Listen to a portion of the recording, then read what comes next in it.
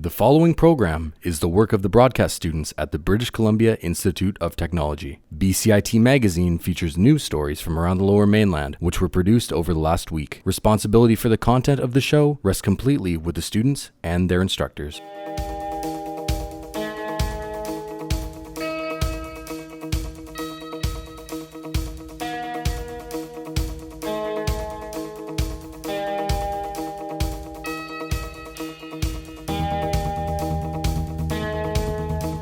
Coming up on BCIT magazine, we learn the fate of a man who killed an Abbotsford police officer. Vancouverites discover how to properly dispose of dog waste.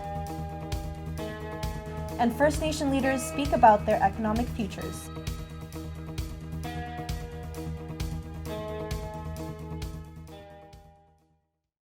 Welcome to BCIT magazine. I'm Michelle DeLeon. And I'm Marwa Elgabri. A man convicted of killing Abbotsford Police Constable John Davidson has been sentenced to life in prison. My co-anchor Michelle DeLeon has the story. It's been over 2 years since Constable John Davidson was gunned down on duty. At BC Supreme Court, 68-year-old Oscar Arfman was sentenced for the murder. The judge has put Oscar Arfman behind bars for life for murdering a wonderful husband and father. Davidson served as a police officer for 24 years, and his family remembers him as a father who loved fiercely. As victim impact statements were delivered at this BC Supreme Court, the daughter of Constable John Davidson, Dina, recalls her father's spirit and says, quote, "It's hard to imagine living in a world where Oscar Arfman exists and my dad does not." The defense team says Arfman was diagnosed with schizophrenia and doesn't take responsibility for the murder. He doesn't believe he killed anybody, and he thinks he's the victim, as he said, he thinks he's the victim of a car accident caused by the police. Davidson's loss is felt through the extended family he made in the Abbotsford Police Department. We're a very tough, resilient, and proud police department, but this will forever be with us. It's a part of our history, and we will honor John as we move forward. Michelle DeLeon in New Westminster for BCIT magazine. Do you know how to properly dispose of a dog's waste? It might not be as simple as you think. Hannah Lalonde has the story. No comment. Pixel the Papillon loves to join his human at work. Meet Ian Monroe. He runs Mission Impoopable, a doggy waste cleanup company. Boy, dog poop is not the healthiest thing. It's full of parasites and it attracts rats. He puts the waste into a 100-gallon tank and then takes it to a treatment center weekly. So by treating it as sewage and processing it, you eliminate all those problems. Monroe says the city of Vancouver has unique regulations for doggy waste disposal.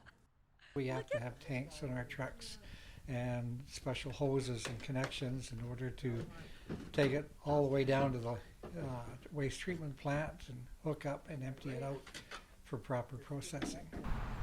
Dog waste, we all see it, but many choose to ignore it. Hi. And some Vancouver dog owners have noticed a lack of options for waste disposal. It's not garbage cans for people out in the street. It's all over the place. Dog waste, yeah, I don't really know. I'm always told to put it in the garbage anyway, so it just seems like it's the same. In general, I think people are pretty good picking up after the dogs in public, right? I don't see it as being a big problem. So what do we do about the doggy do?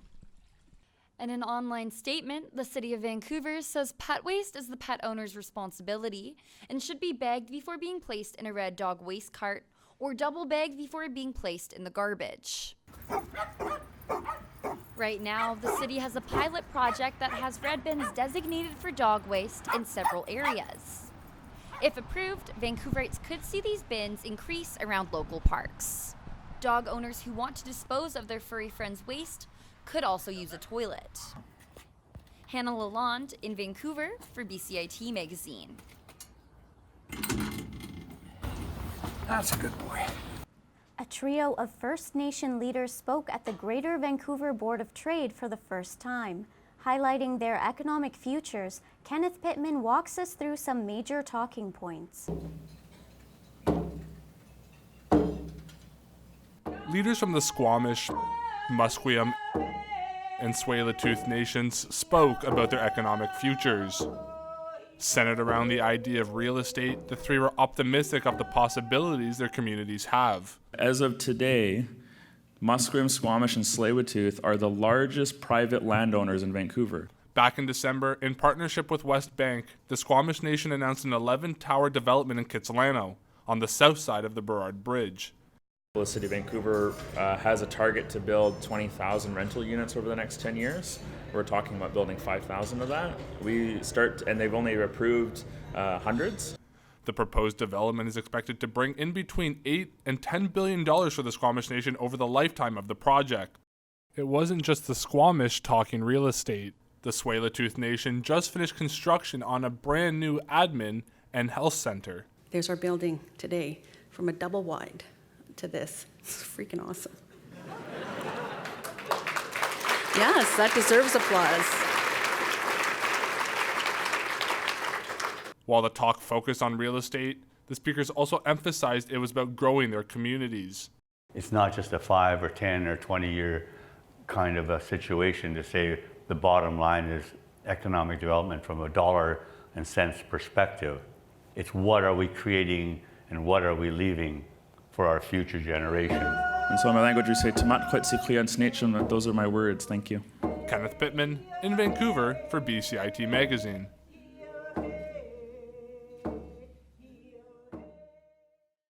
Our producer Luke McGraw joined Corey Wilson today to ask about what community initiatives are being done for Indigenous students.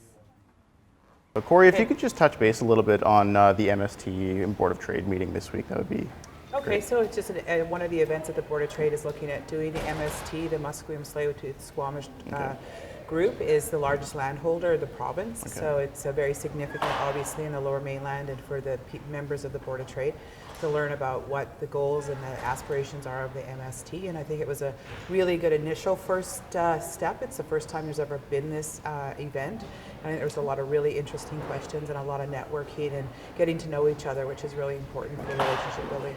And what are some of the goals that the MST has moving forward, at least in the near future? Well, I think I'm not being Musqueam, Tsleil-Waututh, or Squamish myself. I don't want to speak for them necessarily, but certainly what they articulated that day was their goals are to see a future for all of their community members and all of their members of their nations and the future generations of children to be able to participate in the economy of British Columbia and have full, productive, rewarding lives. Okay. And what is BCIT doing to help that process along with Indigenous students coming here and then trying to maybe help, go back and work with their communities and work with the Well, First certainly Nations? one of our goals at BCIT is to ensure that any Indigenous student that comes to BCIT has a fantastic experience. They graduate with what they need and they receive the support that they need to do so. We're looking at also recruiting and attracting more students to BCIT. BCIT is a fantastic institution. We convert our students to 98% of them get jobs when they graduate, so we want to have more Indigenous people also get those jobs.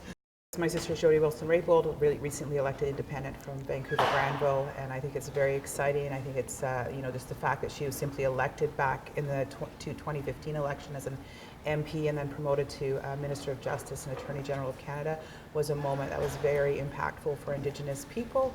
I think for all of Canada to see that Indigenous people can be whatever we want to be and can be in the halls of power, if you will.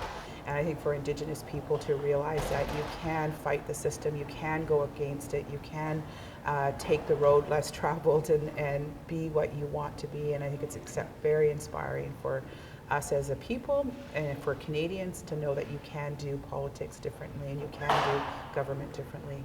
Okay. And are there any specific programs that are being, in process of being developed right now? Well, the one we're doing that we're quite excited about is starting with the youth. So a lot of the youth from the Squamish Nation are coming on February 13th to BCIT for our first annual Youth Day. Hopefully it'll be something that we will do on an annual basis and also commit to starting to build relationships with those kids prior to, rather than just waiting for them to graduate, but meeting them when they're 13, 14, 15 years old and building that relationship, dispelling the myths of post-secondary, letting them know that they can do it.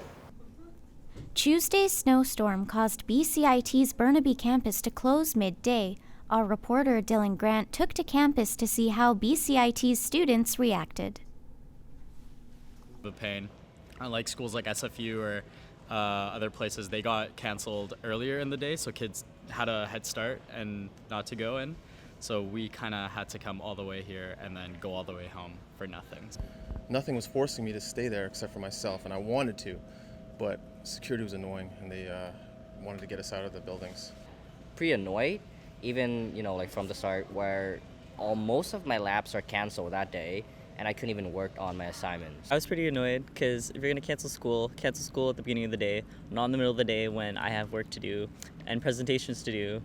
With the weekend around the corner, let's take a look at what fun things are going on in the community. Anna, where's my Oscar? What do you mean? You didn't even get nominated for an Oscar. Wait, I didn't even get nominated? Golf podcasts don't get nominated for Academy Awards. What are you talking about? Go put some normal clothes on. Let's do a community calendar. Fine. Head over to Vanier Park on Saturday for Winter Wander, a family-friendly event showcasing waterfront attractions. Tickets are just $5 and include admission to a variety of museums. Check out Vancouver International Boat Show at BC Place. Single-day tickets are $15 and for a 2-day pass is just $20. There'll also be a floating boat show outside of Granville Island, and there'll be free shuttle buses and ferries going back in between Granville Island and BC Place, so you can see all of the boats on display this weekend. If you're looking for a place to watch Hollywood's biggest stars accept the highest honors in show business, head over to Relish, the pub, for a free Oscar night party. There'll be Oscar trivia, as well as prizes for best dressed and for guessing each category's winner. That's it for your community calendar. Be sure to enjoy all the great events Vancouver has to offer this weekend. You think we can win an Academy Award for this video? Oh, stop. Come on. Canadians are celebrating National Frozen Yogurt Day this week. My co-anchor Marwa Algabri went out to discover whether froyo is truly healthier than other icy treats. You put a little bit of fresh mango. Owner of Wonderland Yogurt in Coquitlam, Joyce Gao, suggests that frozen yogurt can be a guilt-free treat. We use the low-fat and sugar-free yogurt. A Surrey Memorial Hospital dietitian says that not all frozen yogurt varieties are a healthy alternative to ice cream, which is higher in fat. So with frozen yogurt, often to make up that difference in the fat piece, they'll add extra sugar in there to give it that extra flavor and enhance sort of the appearance as it as well. We compared a 125 milliliter serving of frozen desserts to frozen yogurt. We found that ice cream had a fat content as high as 7 grams and sugar up to 17 grams, while froyo had up to 3 grams of fat and 25 grams of sugar. Back in Wonderland, Joyce fries the yogurt on an ice pan to create a creamy frozen treat. And now we roll it. This gives it an ice cream-like texture without the need for additives and extra sugar. The most popular flavor right now, the teenager like strawberry and mango and blueberry. Sharma says that using fruit as a natural sweetener can help prevent serious health issues linked to high sugar consumption. Too much of it can increase the risk of certain comorbidities such as diabetes, heart disease, obesity. At the end of the day, you can have your frozen yogurt and eat it too by choosing your froyo wisely.